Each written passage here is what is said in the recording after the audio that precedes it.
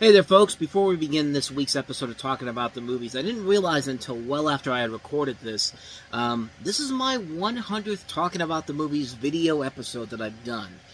And you might have noticed in this episode coming up here that I don't really mention it all that much. I honestly forgot about it because, I was talking about the Smurfs movie, and that's our big new release this weekend. On the one hand, I wish we would have had a much better movie to talk about. I mean, honestly, if I could have gone back in time and made the Superman episode last week, which was an hour long.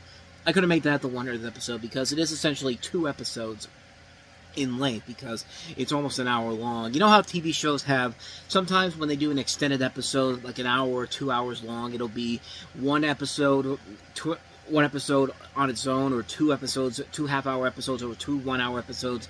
In terms of the count, I probably could have made the Superman episode the 100th episode overall, but this is officially the 100th episode. I did not mention it in the episode in general, because I honestly forgot about it. But if you include the blog post I've been doing on the website, this is my 527th review. I've been doing this for a long time, and yeah.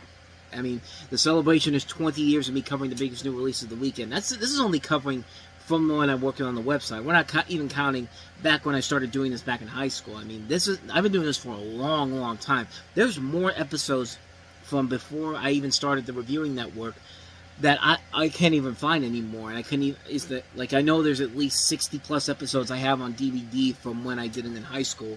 So yeah, we're closing in on 600 reviews in the 20 years that I've done this. So I wanted to come in there because I did not mention it in the review itself, that this is the 100th episode. But with that said, enjoy my 100th Talking About the Movies episode on YouTube.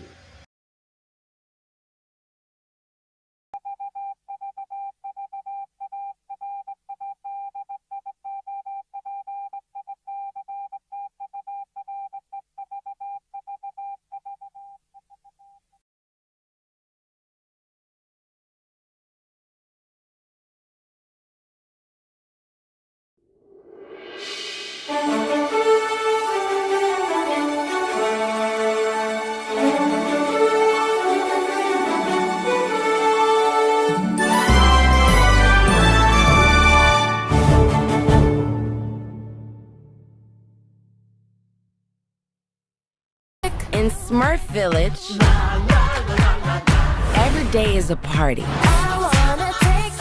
Every Smurf has a job, like Grouchy. I hate having a job. Influencer. Smash that subscribe button. And me, the coolest Smurf in the whole village. Yeah, you are definitely not the cool one in this movie, Rihanna, unfortunately. But there is some good news. Influencer Smurf is nowhere to be found. I guess the word of mouth came to Paramount, and they said, yeah, take him out. But today on Talking About the Movies, the Smurfs, for the 5th time, try to make it onto the big screen with a successful film. And let this trailer kind of sum up the many problems with the movie. We're going to talk about the Smurfs today. And welcome to Talking About the Movies, where we continue my 20-year celebration of me covering the biggest new releases of the weekend.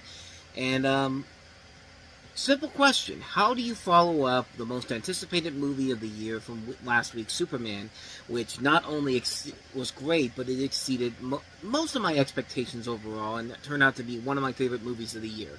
How do you top that off?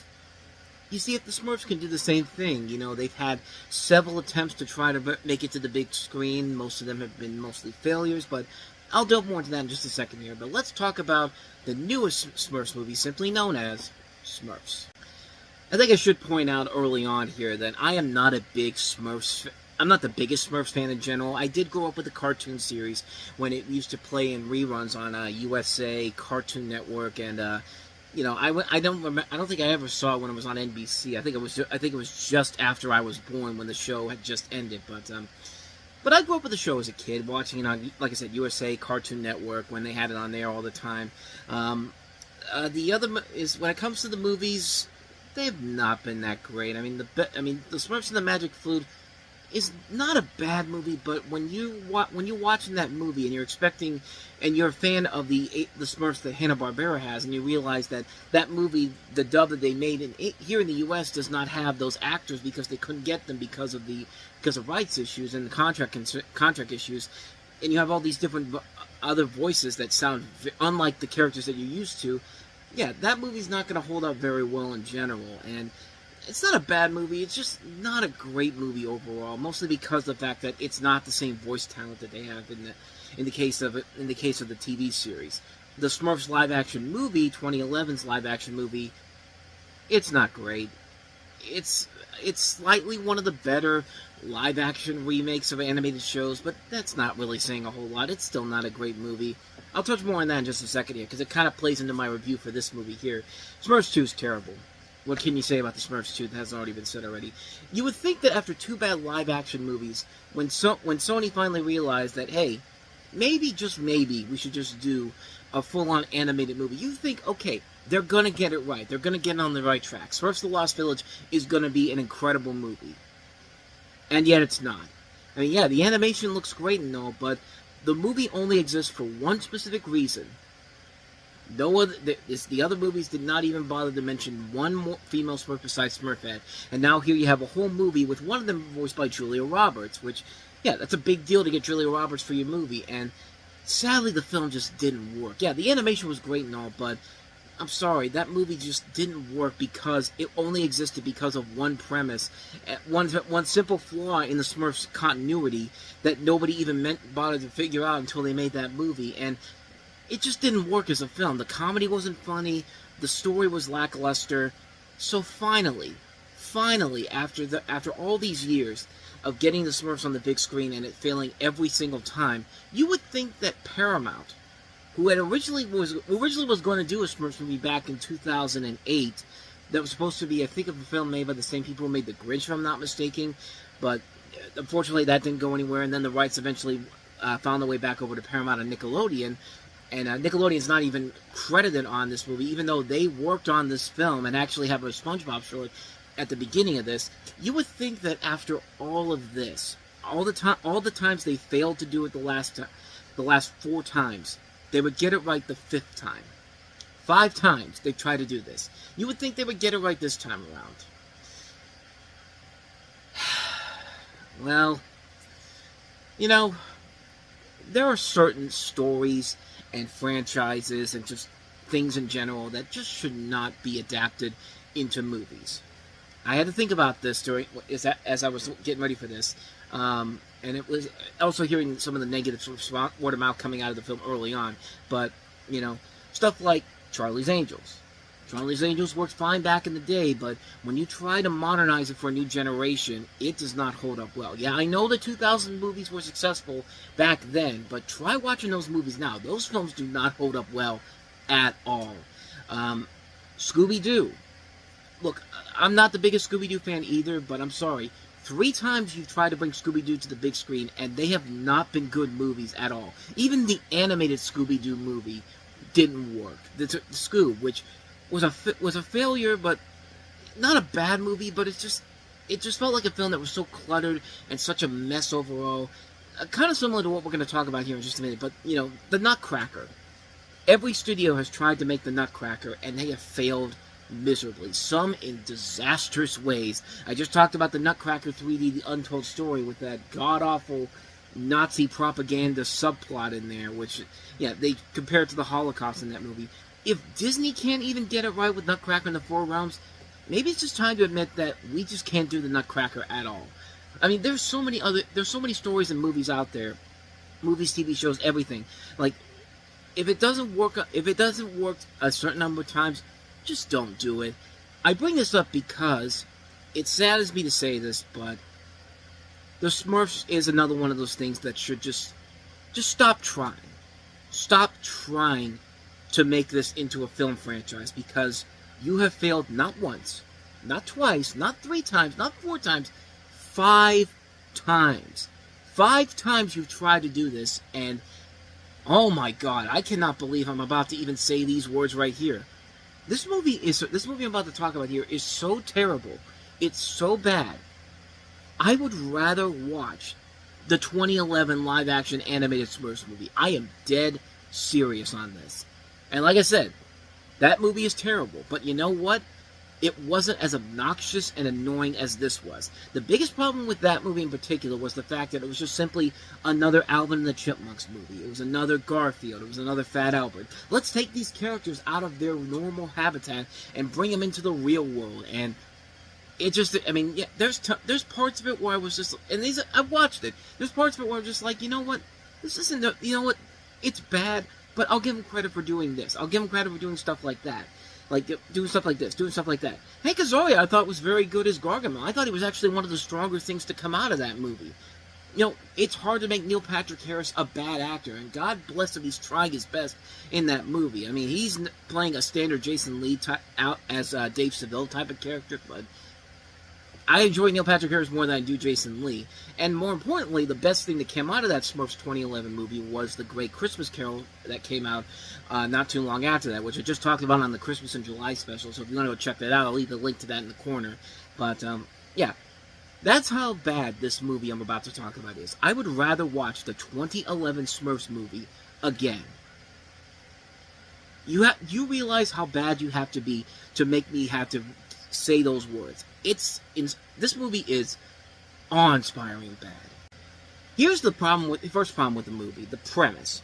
When Papa Smurf, voiced by John Goodman, which is not a bad casting choice, is mysteriously taken by evil wizards Rosamel and Gargamel, again, not bad ideas to cast a relative unknown here, J.P. Carlick, who I really don't know much about him. I don't think he is as far as I know, I don't think he's a recognizable true actor. Is known, like, he's not on the same caliber as somebody like the biggest star in the movie, Rihanna. Like, he's done a lot of voice work. You've heard him on the Looney Tunes when he plays Wile E. Coyote. He was in the Boss Baby TV series. He was Morph in X-Men '97. I mean, he was in he's been in a bunch of stuff. He was the Joker in a Batman video game. He was Willy Wonka in the Tom and Jerry Willy Wonka movie. So I think it's very interesting that they got him to play Gargamel here. I think that's cool to get a mostly relatively unknown talent to play that role. That's great.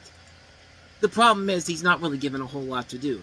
But Smurfette, voiced by Rihanna, which we'll get to her in a moment because that's another one of the problems with the movie, leads the Smurfs on a mission into the real world to save them. So we're bringing in the real world again.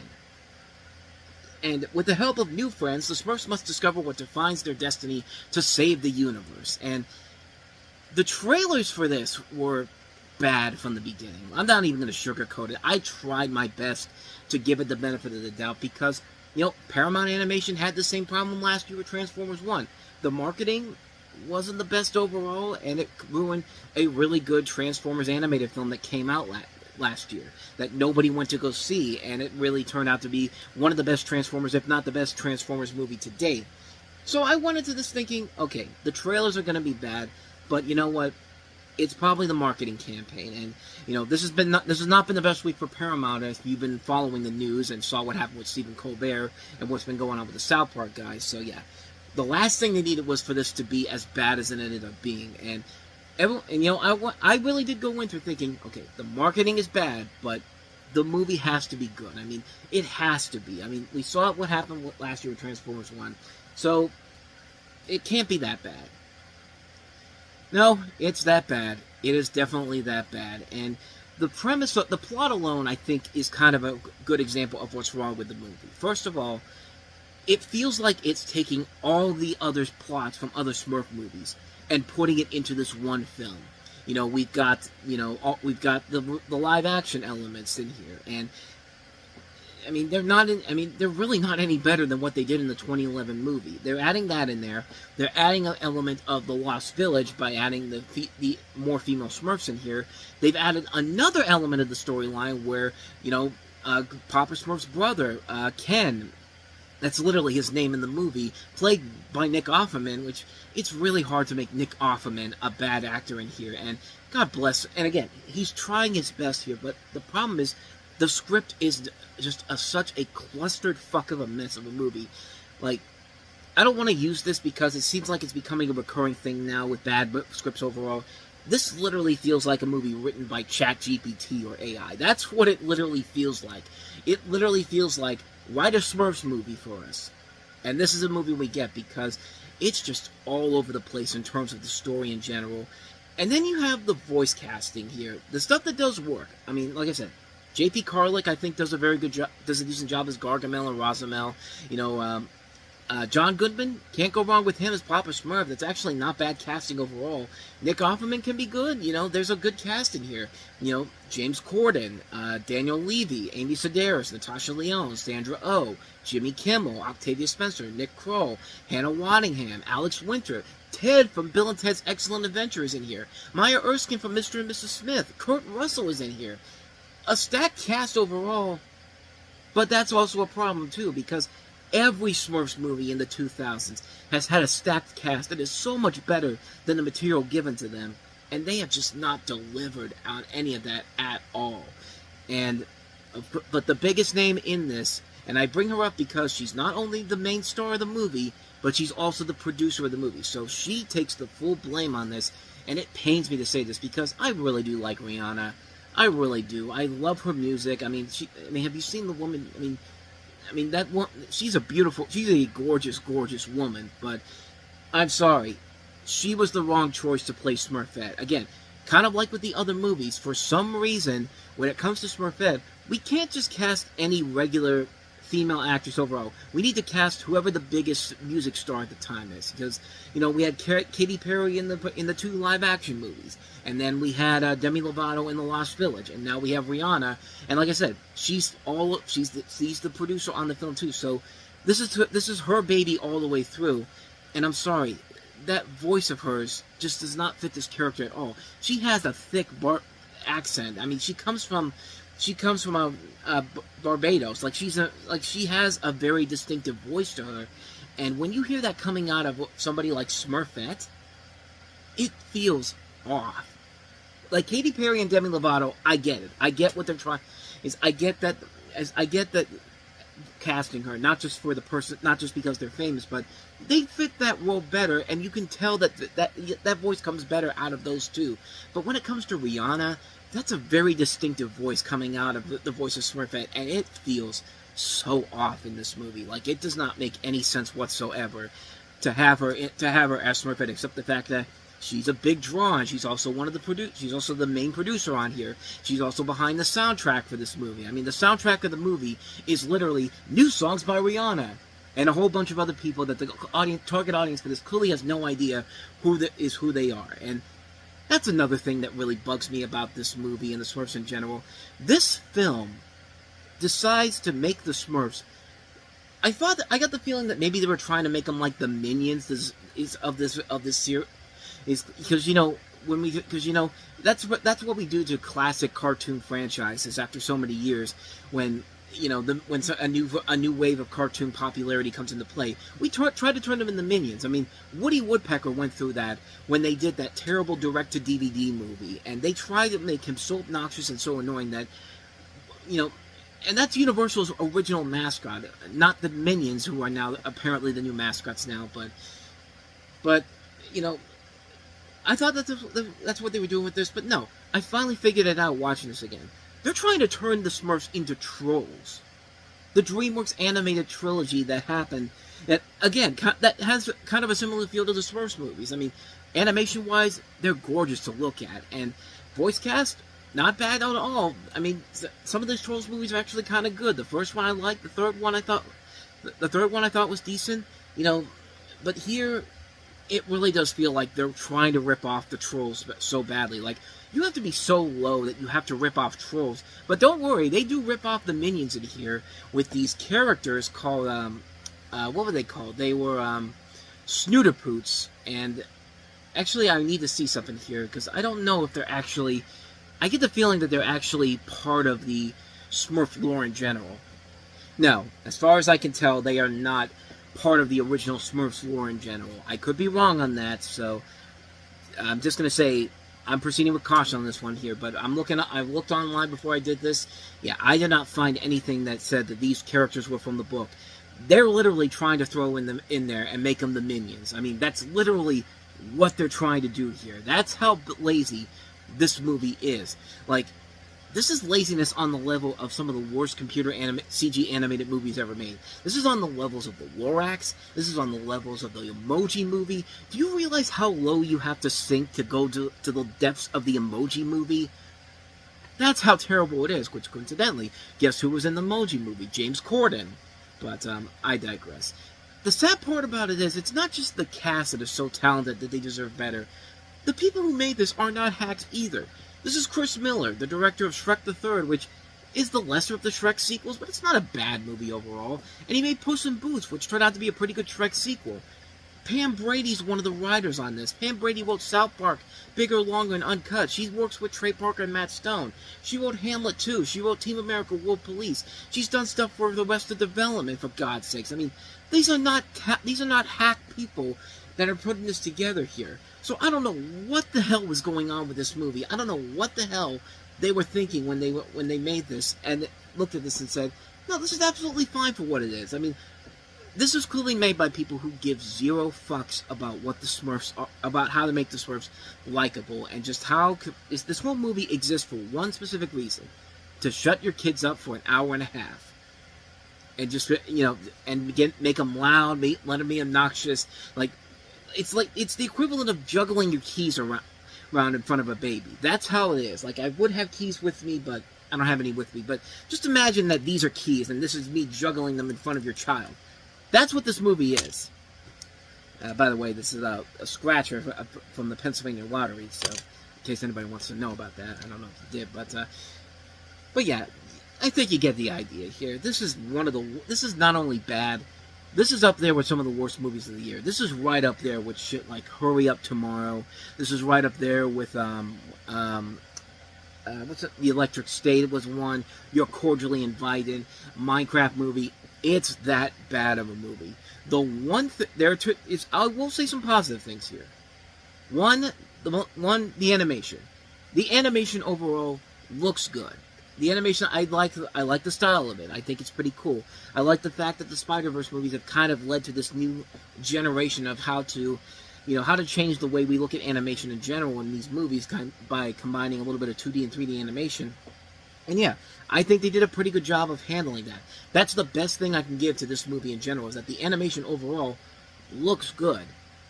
The only other thing I can say that's positive about the movie is that you at least get a good SpongeBob short in front of it, but really, if I'm being honest with you, it's something where it's just like, there's no reason to go see this movie just to see that one SpongeBob short, because one, it's a very short cartoon. I mean, you see previews on TV calling it the lost episode of SpongeBob SquarePants, and it's only lost because they made this back in 2011 and 2012. I mean, they made this when Steven Hillenburg was still alive. This was sitting on a shelf at Paramount for 14 years, and then someone finally decided, well, I'll tell you what I think caused them to basically put it out there. I think it was mostly because it already leaked out earlier in the year, and I got to see it when it was on Internet Archive for a little bit. It's a funny short, and it's cool to see it on the big screen. It's cool to see a 2D animated SpongeBob short on the big screen, especially in a year where we're going to get a 3D animated movie at the end of the year, which I actually think looks a whole lot better. I think it actually looks like it could be really good. The SpongeBob movie Search for SquarePants, I had the trailer for that, which, like I said, it looks pretty good, but, I mean, I guess it's a way to get people into the theaters, but at the same time, it's only a 3-minute short, so really, you have no other reason to go see this movie, and really, you could just wait until that short ends up on YouTube or anywhere else, because it's going to be on YouTube within the next couple of months, maybe the next month or so, depending on how well this movie does, which I don't think it's going to do very well here, but then again, internationally, it'll probably do well because the Smurfs are more well known overseas. I mean, that's probably the reason why they keep making these Smurf movies, is because it's the Garfield formula. Why was there a Garfield Tale of Two Kitties? Because the first movie was so loved by the Brits, and so they made the sequel. Did terribly here, but did well overseas, and yeah, that's pretty much everything you got to say about why they keep making these movies. But at this point, just stop. You've tried 5 times to bring the Smurfs to the big screen, and every time you have failed miserably at it. And this might be the most pathetic attempt yet. And this is coming from a series that has had 2 bad live-action movies directed by Raja Gosnell. Think about that. I would rather watch the first Smurfs movie directed by Raja Gosnell than watch this again. That's how pathetic this movie is. This is one of the worst movies of the year, one of the worst animated movies I've ever seen in my life from a major studio. I mean, Paramount Animation, I don't know what the hell is your problem? Why can't you make good movies? Because let's take a look at the movies they've had since they've launched as their own major studio. Sponge Out of Water, which was a good movie. Monster Trucks. Sherlock Gnomes, that sequel to Romeo and Juliet that nobody was asking for 7 years after the first movie came out. Wonder Park, the movie that was so terrible that it had no director. He went uncredited. Sponge on the Run was pretty good. I mean, apparently SpongeBob is the way to go with these movies. Rumble. Remember how great that movie was with its god-awful animation? Under the Boardwalk. The Tiger's Apprentice. Transformers 1. And now Smurfs. So in total, as I'm trying to look here, 5, 6, 7, 8, 9, 10. Of 10 movies they've made, only 3 of them in the 10 years they've been around have been good movies. With Transformers 1 being their best one in general. That's pretty pathetic. Even a studio like Illumination Entertainment, which spent most of its first decade making lesser films in general, mostly focusing on the Minions movies. I've said before, I'm not the biggest Illumination fan in general, but even they've had much better movies than what Paramount Animation has done since then, since they've launched. I mean, this is pathetic. This is absolutely 100% pathetic from a studio that's been around for 10 years, and this is the best you can come up with. And yeah, this, like I said, this is a terrible movie. This is a god-awful film. One of the worst movies I've ever of the year. One of the worst animated movies of all time. I expect so much better. After 5 attempts, the Smurfs just need to die in film form. I mean, you can continue doing them in TV shows and other formats, but for God's sake, stop making movies off of them, because every single time you do this, it's one failure after another. So, needless to say, I think you know where my thumb is going on this one. Yeah, this movie can definitely go Smurf itself. Smurfs down. Big Smurfs down. Avoid it like the plague. One of the worst movies of the year, no question about it. Yeah, and I really was let down by it, because I want to see a good Smurfs movie on the big screen. And it's just not going to happen. It just will never happen in my lifetime, probably. I mean, if you've had 5 attempts to make this happen, and you failed every single time, it's time to just call it a day. Just focus on something else. That's pretty much the end of this review here. I'm just disappointed by it, because I was expecting so much more from it. And I thought that after last week with Superman, the good stretch of movies were starting to happen again. But no, Superman has so far turned out to be the one bright spot of a very lackluster summer. But the hope is that next week we'll get back to some good stuff, because we got Fantastic Four First Steps coming your way. The MCU getting a chance to hopefully do what Smurfs couldn't do, and revitalize a franchise that has failed so far to really shine on the big screen. They've had 3 films, 2 attempts to try to bring the Fantastic Four to the big screen. This seems like the best attempt to do it.